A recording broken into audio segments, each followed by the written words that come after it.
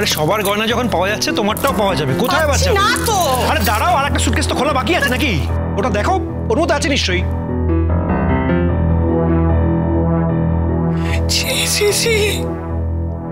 তুই কি করলি রে চাঁদু?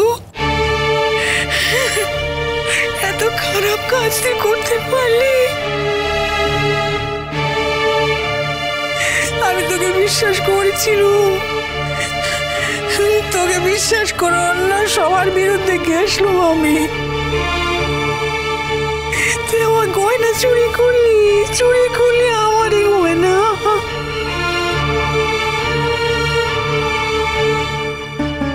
হ্যাঁ, তোমার নিজের পেটের ছেলে তোমারই গয়না চুরি করলো। আর তুমি যাকে বাইরে থেকে নিয়ে এসেছিলে সেই বৌমা, তার পাওয়া রোজগারের টাকা দিয়ে তোমার বন্ধক রাখা গয়না কি করে বাড়িতে ফিরিয়ে আনা যায়, তার জন্য না আমাকে বারবার রিকোয়েস্ট করছে। বুঝতে পেরেছো? মা, পার্থক্যগুলো এবার একটু বোঝার চেষ্টা করো। বয়স তো যথেষ্ট হলো, বলো? এই বয়সে যদি বুঝতে না পারো তাহলে আর কোন বয়সে গিয়ে বুঝবে? তোর শিক্ষা হওয়া উচিত ছিল। হয়েছে বা শিক্ষা, নাকি এখনো শিক্ষা হয়নি? এখনো যে ছেলে এসে মা বলে ডাকে তাহলে তো গলে যাবি।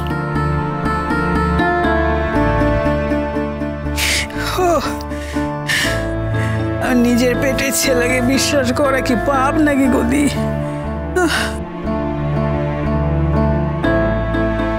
পেটের ছেলে নয় বলে কি অন্যদের অবিশ্বাস করা তো ধর্ম? সেটা একবার বলতো। বাবা যে এরকম একটা কাজ করতে পারে ভাবতেই পারিনি। বাবা, এখনো বাবা বলে ডাকছিস? এটাই তো অনেক। তুই দেখছি বড্ড মহান হয়ে গিয়েছিস রে বুবলাই। অবশ্য সেটা শুধু তোর বাবার ব্যাপার। আরে দূর, আমার গয়নাগুলো কোথায়? আমি তো কিছুই আমার গয়না খুঁজে পাচ্ছি না। আরে দেখলে তো, এর মধ্যে খালি মা আর ঠাম্মির গয়না রয়েছে। মা, এ নাও তোমার গয়না। দাও আমায় দাও, আমি কাকিমাকে দিচ্ছি। আর পিজিমণি, এই যে ঠাম্মির গয়নাগুলো দাও তো। এ নাও ঠাম্মি, তোমার গয়না নাও। কি হলো? নাও, এইটুকুই তো তোমার খুদ করে সম্বল ছিল, সেটাও চলে যাচ্ছিল। ধরো। তুমি না বলতে মা, একটু আধটু গয়না না পড়লে লোকের বাড়ি যাবে কি করে?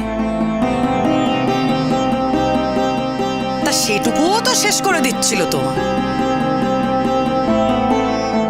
সারা জীবনে একটা দিনের জন্য তোমার কোনো দায়িত্ব নেয়নি। উল্টে তোমার যেটুকু ছিল সেটুকুকে গ্রাস করতে এসেছিল। বুঝতে পেরেছ?